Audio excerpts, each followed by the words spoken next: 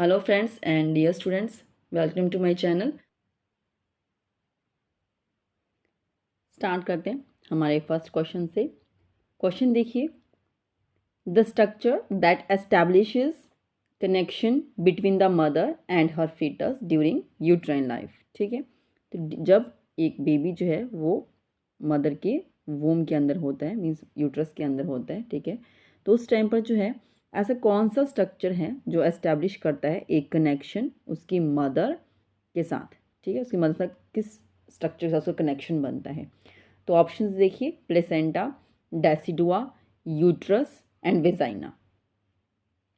The right answer is the placenta.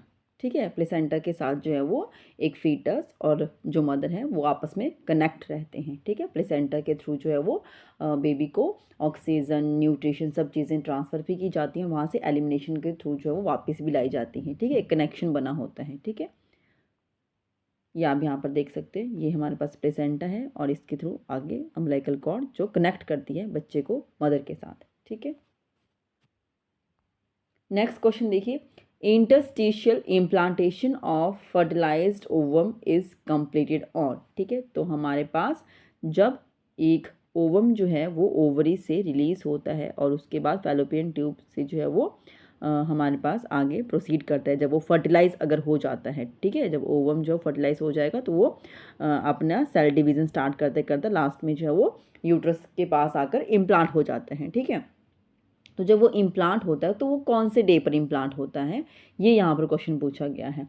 5th day, 11th day, 20th day and 2nd day. ठीक है, तो वो जो है वो नियर अबाउट हमारे पास जो है वो 11th डे के पास जो है वो इम्प्लांट हो जाता है कम्प्लीटली। ठीक है, कुछ एक बुक्स में आपको जो है वो 9 to 10 डेज, ठीक है, ये 10-11 इसमें मिलता है, बट यहाँ ऑप्शन के हिसाब से जो मोस्ट सुटेबल है हमारे पास that is the 11th day. ठीक है, तो आप यहाँ पर थोड़ा देख लीजिए। ठीक है, तो ये हमारे पास यहाँ पर क्या है, ये हमारी ओवरी है, यहाँ से जो है वो ओवल्यूशन हुआ और ये जो हमारे पास ओवम है ये रिलीज़ हुआ।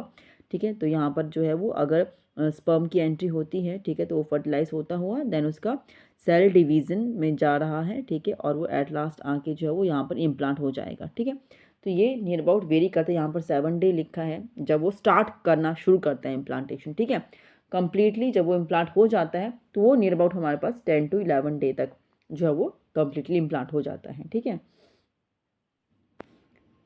नेक्स्ट क्वेश्चन देखिए, at term the weight of placenta is about. ठीक है, तो टर्म जेस्टेशन की बात हो रही है, टर्म जेस्टेशन की बात है। ठीक है, जैसे हमारे पास अगर बिफोर 37 वीक की बात करते हैं, ठीक है, बिफोर 37 जो है अगर जेस्टेशन एज है fetus की तो वो प्री टर्म में आएगा। ठीक है, आफ्टर 37 जैसे हमारे पास 38 काउंट करेंगे तो अगर 38 से लेकर नियर अबाउट 42 तक जो है वो हम टर्म में लेंगे।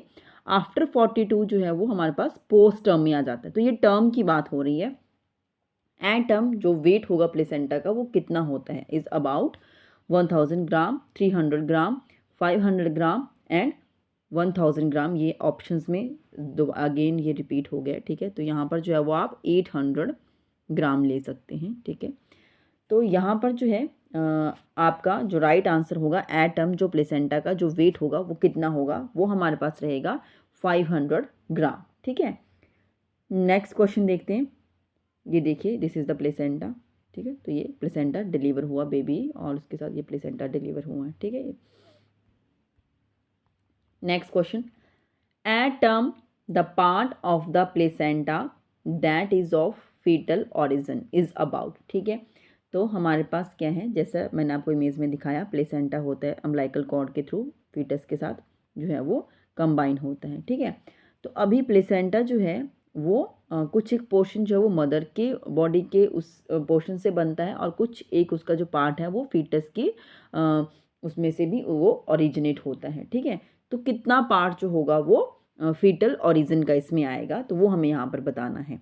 1/5, 1/4, 4/5 एंड 1/2। ठीक है, 1/2 पोर्शन। तो यहाँ पर जो राइट आंसर है दैट इज़ द 4/5 पोर्शन। ठीक है, तो चौथे का भी जो है वो और डिवाइड करके उसको देखेंगे तो 4/5 पोर्शन उसका है, बहुत कम पोर्शन में जो है वो फीटस का उसमें इन्वॉल्व होता है प्लेसेंटा का अम्बिलिकल कॉर्ड के साथ फॉर्मेशन में। ठीक है, यहाँ पर आप देख सकते हैं। ठीक है, ये फीटल का ओरिजिन यहाँ से हो रहा है, तो ये हमारे पास अम्बिलिकल कॉर्ड है और ये कोरियन और ये आगे प्लेसेंटा की फॉर्मेशन होगी। ठीक है, तो इस तरीके से बहुत कम पोर्शन जो है वो हमारे पास फीटस का आता है प्लेसेंटा की फॉर्मेशन के लिए। ठीक है, नेक्स्ट क्वेश्चन देखिए, ये भी आप यहाँ पर देख सकते हैं, इसमें ये थोड़ा सा और एक्सप्लेन किया गया है।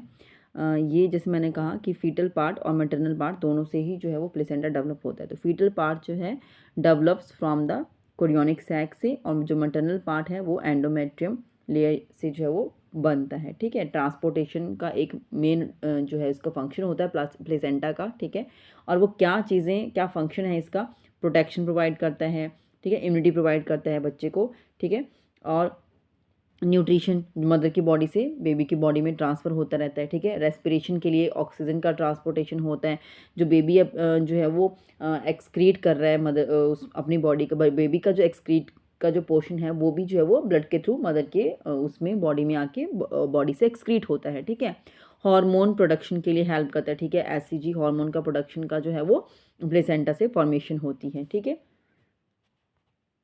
नेक्स्ट देखिए, volume of blood in mature placenta is about. ठीक है, तो मैच्योर प्लेसेंटा हमारे पास है, तो उसमें जो वॉल्यूम ऑफ ब्लड है वो कितना होगा। ठीक है, 500 ml, 150 ml, 1000 ml and 50 ml, तो वो हमारे पास होगा नियर अबाउट 500 ml। ठीक है, तो आपने इसका वेट से भी याद रखना, 500 ग्राम वेट था और ब्लड की बात होगी तो 500 ml नियर राउंड। ठीक है, मैच्योर प्लेसेंटा में।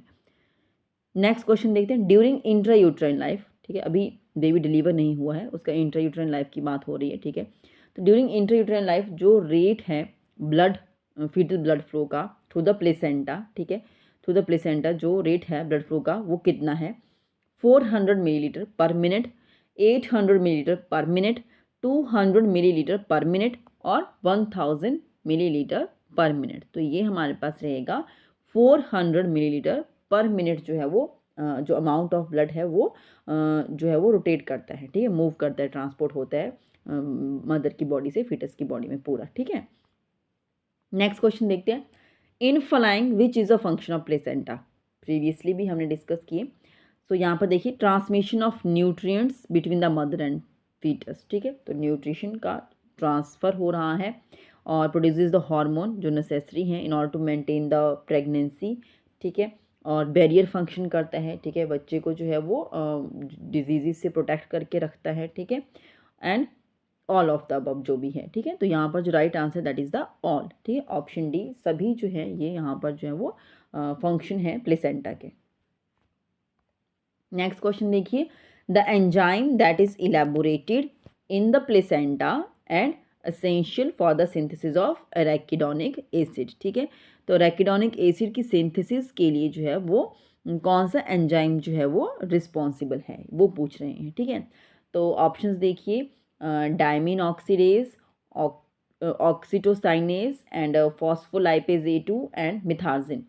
तो यहाँ पर जो राइट आंसर है that is the option C, phospholipase A2। ठीक है, हमारे पास जो ये अरेकिडोनिक एसिड है ये एक poly unsaturated omega fatty acid है और ये हेल्प करता है for the production of prostaglandins. ठीक है, नेक्स्ट देखते हैं, नेक्स्ट क्वेश्चन क्या है, in following which statement is not true regarding amniotic fluid. ठीक है, एमनियोटिक फ्लूइड के रिगार्डिंग जो स्टेटमेंट्स हैं वो यहाँ पर दी गई हैं, कोई एक जो है वो ट्रू नहीं है, जो गलत है, जो ट्रू नहीं है वो हमें बतानी है। At term it measures about 600 to 800 ml, it is alkaline in nature, specific gravity is about 1.010, near term its color is golden। ठीक है, तो यहाँ पर जो है एमनियोटिक फ्लूइड की बात की और यहाँ पर जो स्टेटमेंट ट्रू नहीं है वो है हमारे पास जो ये इन्होंने मेंशन किया है कि एट टर्म जो है वो जो कलर है एमनियोटिक फ्लूइड का वो गोल्डन होता है। ठीक है, तो ये जो है वो गोल्डन नहीं होता है, एट टर्म जो हमारे पास जो इसका कलर होता है वो क्लियर रहता है। ठीक है, क्लियर होगा और लाइट येलो कलर का हम बोल सकते हैं। ठीक है, पेल या लाइट येलो कलर का होता है एट टर्म। ठीक है, तो नेक्स्ट देखते हैं, नेक्स्ट क्वेश्चन, ये मैं आपको बता देती हूँ डिफरेंट कलर्स क्या होते हैं एमनियोटिक फ्लूइड में, तो वो मैं आपको दिखा देती हूँ, वो आप यहाँ पे देख लीजिए। यहाँ पर है ग्रीन कलर, तो वो म्यूकोनियम पास जो बेबी का जो फर्स्ट स्टूल है अगर बच्चा वो पास कर देता है और वो पास करता है यूजली फीटल डिस्ट्रेस या ब्रीच प्रेजेंटेशन होती है या किसी को इन्फेक्शन है तो उस कंडीशन में बच्चा म्यूकोनियम पास कर देता है और उसकी वजह से जो है वो एमनियोटिक फ्लूइड का कलर जो है वो ग्रीन हो जाता है, ठीक है। गोल्डन कलर जैसे क्वेश्चन में ऑप्शन में दिया था तो वो होता है RH इनकॉम्पैटिबिलिटी के केसेस में देखने को मिलेगा। और टोबैको का जैसे जूस कलर का उसमें होगा डार्क सा ब्राउनिश, तो वो इंट्रायूटेरिन डेथ अगर बच्चे की हो जाती है तब होता है। सैफरन कलर या येलोइश कलर जो होता है वो पोस्ट टर्म में यूजली सैफरन हम देखेंगे, ठीक है।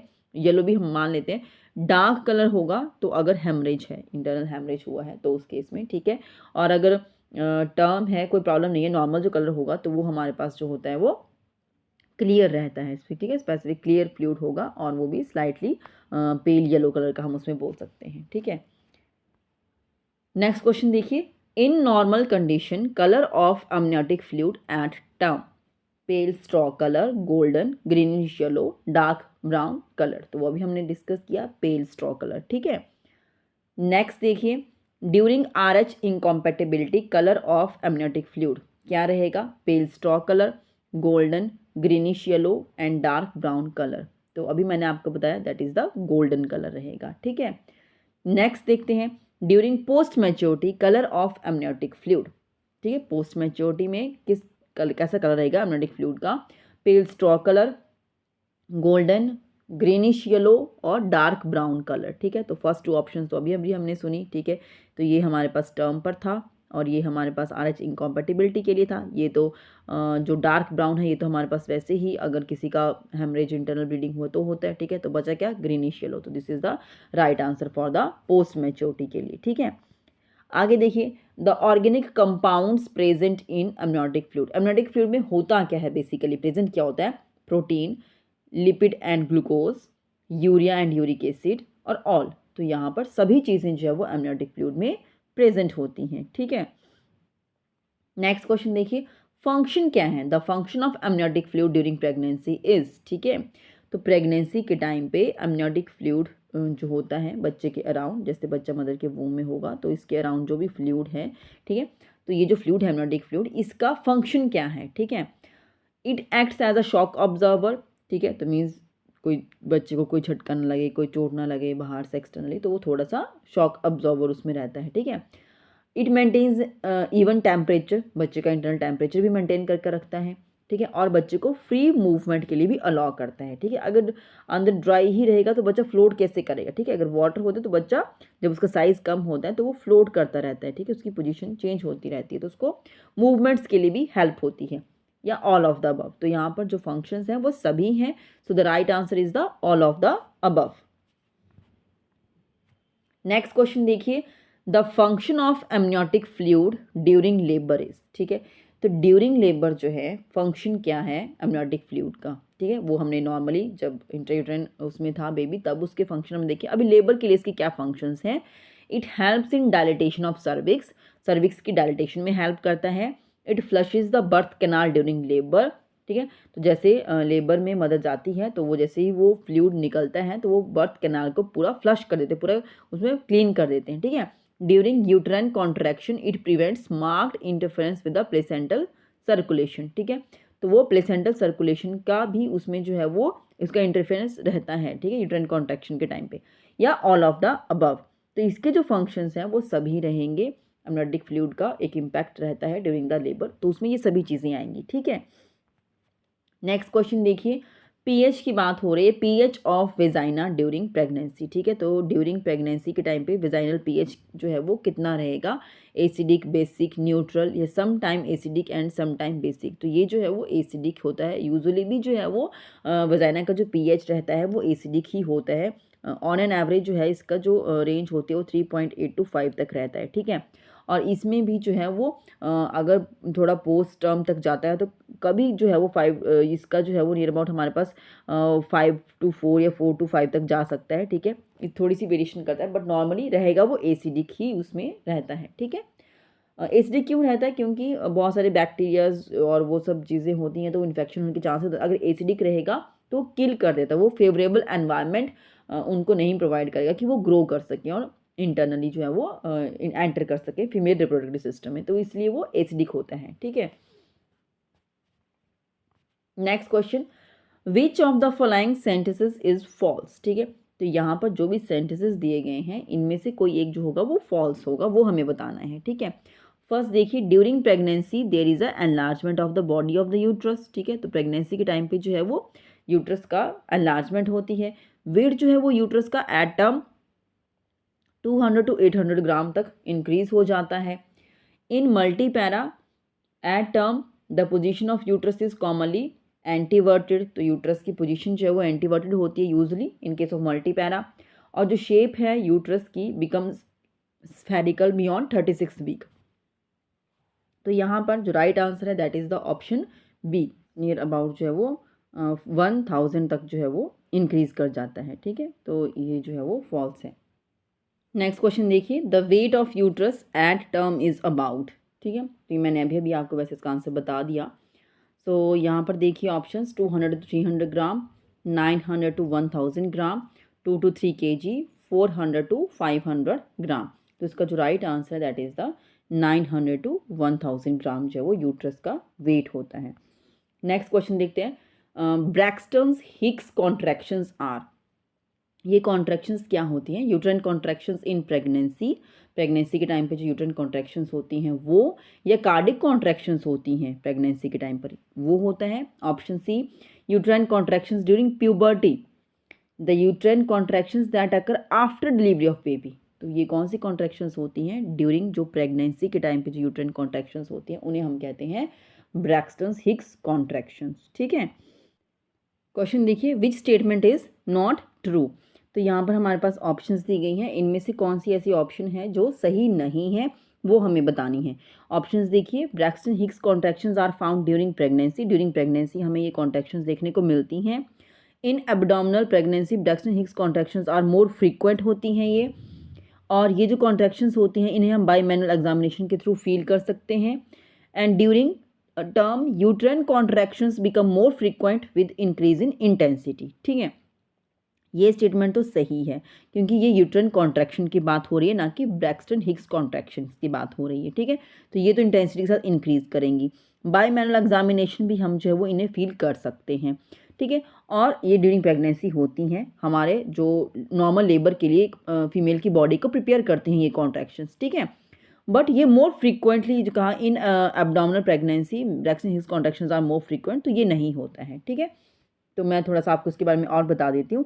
यहाँ पर आप देखिए, ये एक साइड कंपेयर किया गया Braxton Hicks contraction than labour contractions जो नॉर्मल होती हैं यूट्राइन कॉन्ट्रैक्शंस, ठीक है। तो ये इरेगुलर होंगी, ये रेगुलर होती हैं और last longer as they continue, ठीक है। तो इनका ड्यूरेशन लंबा चलता है, usually uncomfortable but not painful, ये मोर पेनफुल होती हैं जैसे जैसे टाइम जाएगा और पेनफुल होती जाएंगी। Walking does not make them stronger, यहाँ जो वॉक करने से और जो है वो पेन ज़्यादा फील होती है। अगर लाइंग डाउन हो जाएंगे तो मे गो अवे, ठीक है। पर ये ऐसा नहीं होता, अगर कोई लेट भी जाता है तब भी वो नहीं जाएंगी, पेन वही अपना नॉर्मल फ्रिक्वेंसी और इंटेंसिटी पे बनी रहती हैं, ठीक है। दे डोंट गेट स्ट्रॉन्गर, ये स्ट्रॉन्गर नहीं होती, ये विद द टाइम स्ट्रॉन्गर हो जाती हैं, ठीक है। They don't get closer together, ठीक है। तो इनका जो ड्यूरेशन है, जो गैप है वो इतना नज़दीक नहीं होगा, और ये क्लोज जैसे जैसे टाइम बढ़ता जाएगा तो इनका जो गैप है वो 3, 4, 5 सेकेंड्स और कम कम कम होता जाता है, ठीक है। So this is all about my today's topic. तो आज जो था वो हमने यूजली ओबीजी के रिगार्डिंग जो मल्टीपल चॉइस क्वेश्चंस थे वो हमने डिस्कस किए, ठीक है। पीड्स के और जो जैसे चाइल्ड हेल्थ नर्सिंग का हो गया हमारे पास, मेंटल हेल्थ नर्सिंग का हो गया, कम्युनिटी हेल्थ नर्सिंग का हो गया, ये ऑलरेडी मेरे चैनल पर जो है वो आपको क्वेश्चंस देखने को मिलेंगे। तो ओबीजी का मैंने इसमें इंक्लूड किया, ठीक है। तो जो भी हमारे अपकमिंग एग्ज़ाम्स हैं, स्पेशली जैसे हमारे पास CHOs के स्टेट्स में एग्ज़ाम हो रहे हैं, ठीक है, ANM का जो है वो एग्ज़ाम्स होंगे, तो उनके लिए ये क्वेश्चन जो हैं वो बेसिक्स लगेंगे आपको, और ये इंपॉर्टेंट भी हैं और यूजुअली ऐसे क्वेश्चन देखे जाते हैं, ठीक है। तो आप मेरे चैनल को सब्सक्राइब करें, राधे कृष्ण नर्सिंग अकेडमी, और वीडियो को लाइक एंड शेयर करें, और ऐसे ही और वीडियोस देखने के लिए जो है वो मेरे चैनल के साथ बने रहें। Thank you.